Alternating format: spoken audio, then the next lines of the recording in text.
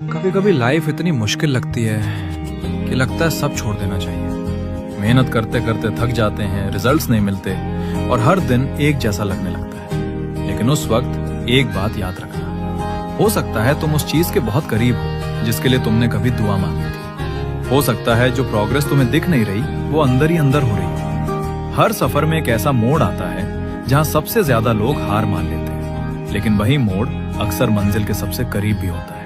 इसलिए थोड़ा और सब्र रखो, थोड़ा और मेहनत करो, थोड़ा और